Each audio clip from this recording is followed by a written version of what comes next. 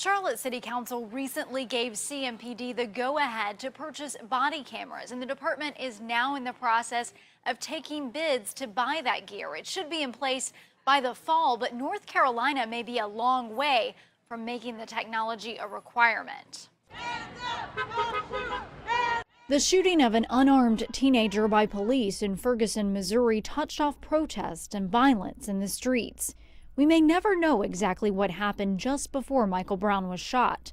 That's because the police chief tells reporters there was no video of the incident. We would love to have a very specific and obvious answer to some of these questions and that we don't know about. For instance, who attacked who?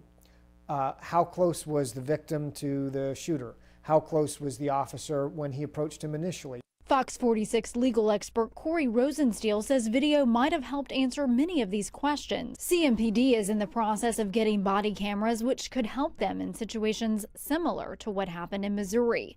The officer wears the technology and it goes where he or she goes and records it all. What harm could come out of it, really, you know? And they find out the bad guys and they got it on camera, and they find out the police are being bad, you know? It's a good two-way street, I guess. There's been a lot of cases where there's no proof or no evidence, and they already have cameras on the vehicles, so you might as well just have the cameras on the vest as well so that everything can be properly documented.